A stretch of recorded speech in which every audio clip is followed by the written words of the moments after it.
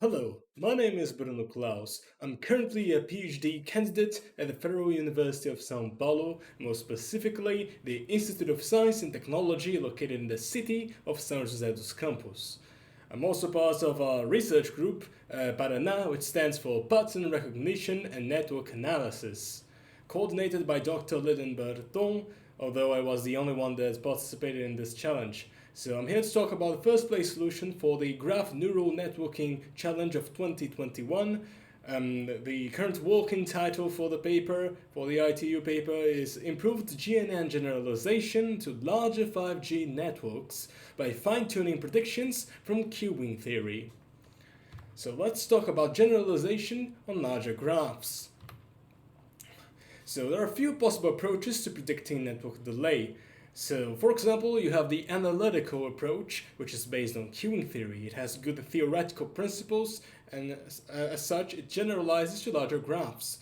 But it is fast, but it doesn't really have top tier performance. It's more of an approximation. On the other hand, you have packet simulators, which are really, really slow. But I think they generalize to larger graphs at least, and they do have top tier performance, but too slow to be used. Then we have the RootNet, which was proposed by the organizers.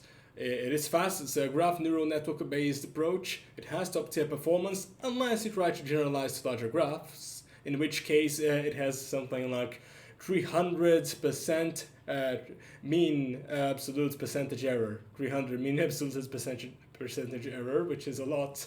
And lastly, we have our solution, which is fast enough, it does have top tier performance, and it generalizes to larger graphs.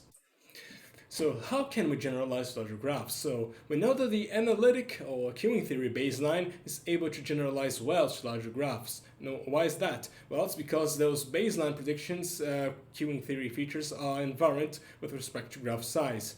So what we can do is just then use graph neural networks to fine-tune the baseline prediction instead of trying to come up with everything on its own and then dealing with a different distribution. So if we use raw path and link features, we get a very bad generalization, as we saw with RootNet. If we divide by the average number of packets generated, it's a little better. It sees a wider range of values, it has better generalization, but still not great. But if the moment we include baseline features, then yeah, we get the best generalization possible, and those include the path link level predictions for the baseline.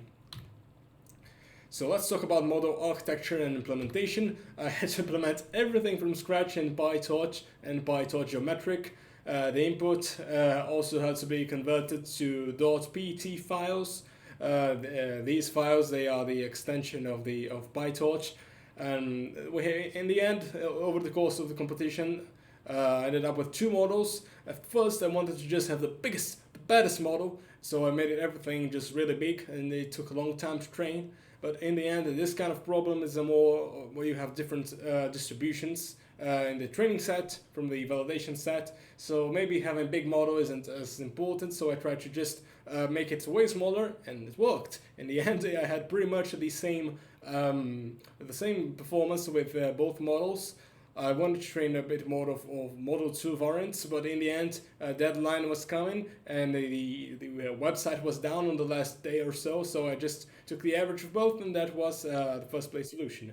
So there are a few elements, a few entities present in our model. They are paths, links, and originally I also included nodes for Model 1, but in the end, we didn't have actually node-specific features, and so nodes didn't really contribute anything, if at all, to the model performance, so we just scratched that. We only kept paths, links, and then paths and links, they exchange messages. So we have path to link messages and linked path messages. Alright, so we have two types of columns. So fixed columns, they contain the initial features. We can denote by XP and XL for path and link. Didn't really use nodes for Model 2. And then we have hidden state columns, which are zero initialized, and they are modified during message passing iterations. And as you can see here, you have a certain number of iterations, and then paths receive messages and links receive messages alternatively. But to get to that point, to get to this modified root net or message passing model, first we have to feed a raw path link features to our baseline to get baseline predictions and queuing theory features. Then it goes to the modified rootnet, which gives us the fine-tuned output. But there are a few differences when we compare to rootnet. For example, we use the graph convolutional gated recurrent unit for linked path message passing. And as such, we have to order links according to path traversal. And moreover, we also, our choice of convolution layer was graph attention for anything that isn't the temporal GRU. So that's another difference when comparing to rootnet. And of course, baseline features. The baseline features are also kept unchanged during message passing rounds. So here you can see the graph gated recurrent unit layer and also the graph attention layer. And you can see that we keep the baseline path and baseline link as if they were, the part of the fixed features. Okay, lastly we have multi-layer perceptrons before and after message passing. And we predict at link level, where what we actually predict is first is the average utilization. Why? Well, that is because that's about the only thing that has a similar distribution both for the training set and validation test sets. So we predict the average utilization, and then we can use a formula to get the delay on each link. And finally, we get the delay on each path by summing the delay encountered on each link that we pass through during the traversal of this path. So here you can see the differences between both models. Model 1 has a larger number of input columns, and Model 2 it's way smaller.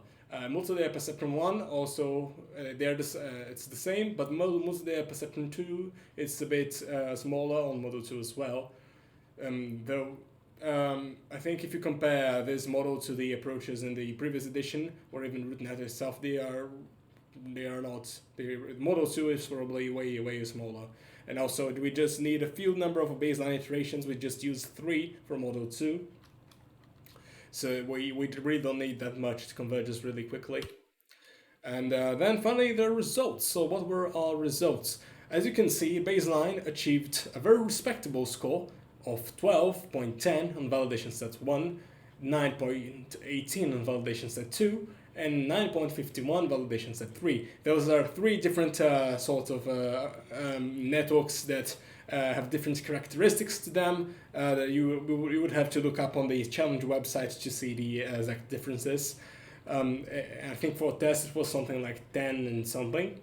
As you can see, Model 1 without the baseline it only achieves 22.58 mean absolute percent error, so not as good as the baseline, which is surprising. But then if you look at the actual competitions, like after 5th place or so, it's really hard to generalize well, so most approaches were actually worse than the baseline. On the other hand, as soon as you attain the baseline features, you use them with our models, you get very nice results. Here you can see Model 1, submitted on September 22nd, has the best score for validation 1, 2.71, 1.33, validation 2, 1.65, and Model 2, exactly the same performance on the test set as Model 1, but it's way smaller. But there's kind of a little bit of difference that Model 2 was a little bit better for on validation 2 and validation 3, and not as good as Model 1 for validation 1. And when you have 2 models that have the same sort of accuracy on the test set, which was the case here, usually when we take the average of them, it's the sort of ensemble, you can expect the results to be a little bit better if their errors aren't like correlated. So we did that, and that was good enough to lower the error down to 1.27, which is better than the original rootnet, I think. So yeah, that's good enough first place, thanks to using the baseline features and working our model, around that. So everything is designed to make use of those baseline features. So that was that first place. And here you can see the training curves. Training set, it goes down really quickly. Validation set 1 as well, but then it kind of just oscillates. And then for validation 2 and 3, it actually takes a little bit more to take the error down. So that was interesting. It takes